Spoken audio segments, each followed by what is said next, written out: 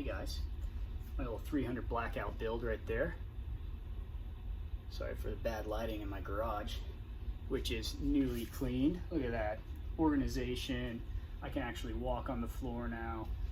Florida, we don't have basements, and our attics are like literally like 140 degrees. I don't know if that's literal, but I went up there when I cleaned this bad boy, and it was hot. So you can't really store much things anywhere except for in your garage. So my garage got messy. So I spent 7 hours without breaks trying to get a heat stroke cleaning it, but it's clean and it looks great. I am here today to tell you about an interview that I had with Matthew McCluskey. Hope I'm saying that right. Pretty sure that's perfect. Of Hoplite Industries, the New Zealand company making the DNV9, which I've been reviewing. Sorry, I have been a little bit ghost. I was on vacation and busy otherwise. I interviewed Matt for about half an hour, and he was really upfront with a lot of things. He told me, basically answered any question I had, even like personal ones that I'm not going to put on YouTube, but he was like super open. He seemed like a really good guy, straight shooter, and I'm just going to tell you a little bit about him, and then I'm going to get into the improvements that he's making on DNV9. So Matt is from New Zealand. He's in his late 20s. He worked in a CNC machining shop for like, I want to say it was 6 years, like basically out of high school until a couple of years ago when he decided to start Hoplite Industries. So he took his life savings and he invested everything into this. And so he's fully invested. He's working his butt off to make all this work. Even with the hiccups, you could see like he's on top of things, right? So he's working out of his shop that he owns, and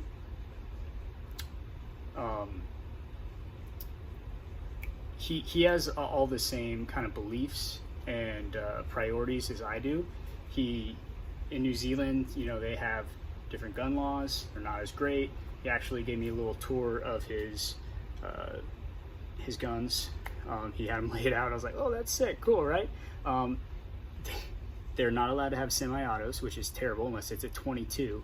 But what he had was pretty cool. He had a couple really nice shotguns, and yeah, he's doing what he can, right, with what he's allowed to have. But getting night vision isn't easy over there. He was telling me that a couple of years ago, PVS 14, like mono, was like, I think he said it was like $7,000 or something like that, and that's kind of what got him down this path. He started building his own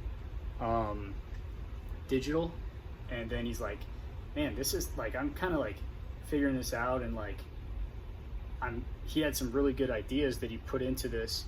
I think he said he based this off of like the I want to say the PVS 31 platform. So that's where like the bridge will sit on your eyes and everything. And so he went down this path, did the Kickstarter campaign, got it all rolling, and we're where we are today. And there's a few hiccups, right? So first I'm gonna go over, whoa, almost dropped my nods, dude, is the detent. So the biggest problem everyone complains about is this, and that's in everyone, I mean PNW Gorilla or whatever his name is, ME. And yeah, the detents are really loose and they don't like stay up. This one's not bad over here, but also it'll fall if you move. So these were aluminum, which was too soft, and he's remachining them with steel. This part right here that the screws go into, I believe that's the part he was showing me. It looked like that at least. And he showed me them on a pair. He had like a bunch of them that he was working on, or like putting in an assembly line to like ship out, and he just picked one up and he just started like doing one of these, but there was no flop. It was just solid, you know, like it was like he was doing all this stuff. So it seems like he's fixed that. He also put a better spring in here for the detent. So that seems to be fixed. He said he's going to have those out in the next week or two, start shipping out. He's shipping them to a distributor in the Southeast, and they are going to be shipping out from there to everybody else. And also he said that that distributor is being trained to install them onto your DNV9. In case you don't want to do it yourself, you can ship it to them, they can do it and send it back to you. The other thing that we went over, which I'm really psyched about because they look so nice, is the new battery packs. This is the old one.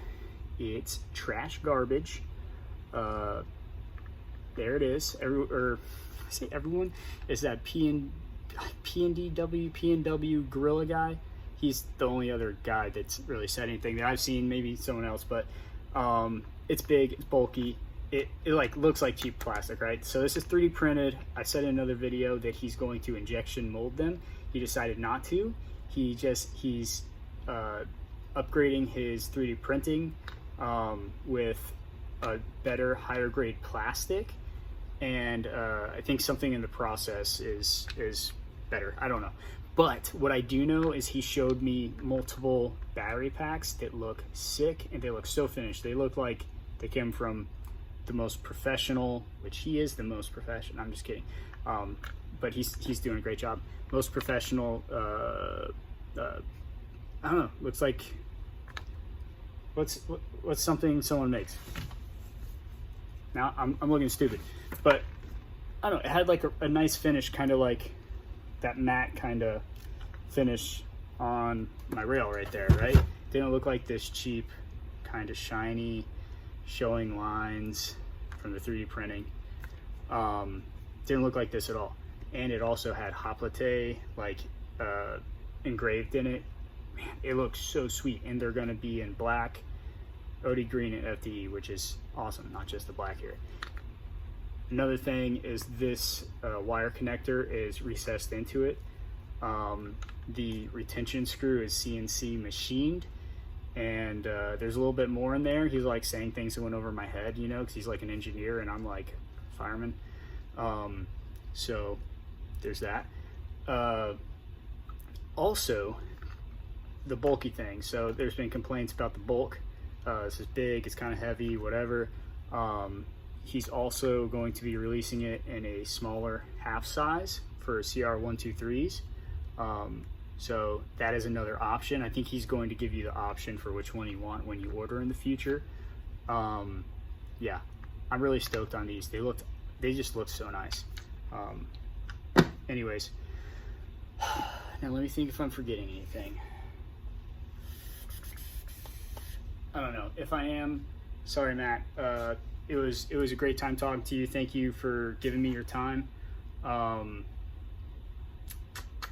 Just look at my notes, see if I had anything else.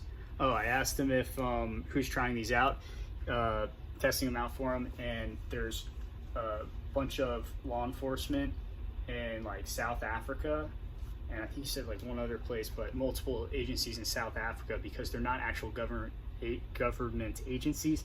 They're like privately owned law enforcement agencies or something like that, that he can get them into their hands without too much red tape, and they're having great feedback for him. Yeah, so I'm proud of the work he's doing. He's doing God's work, right? He's putting superpowers for relatively cheap into our hands. He's bringing new technology into digital night vision. He's really making improvements. I'm excited. Is it perfect yet? We'll see. Maybe I'll get a Gen 2 in. Maybe I'll compare and contrast Gen 1 and Gen 2. Guys, let me know what you guys want to see. Give you a little shot of my during blackout again. Now you see the green dot. Oh, there it is. A little hollow sun action.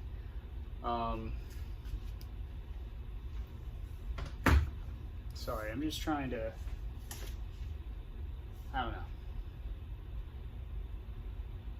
Like, subscribe.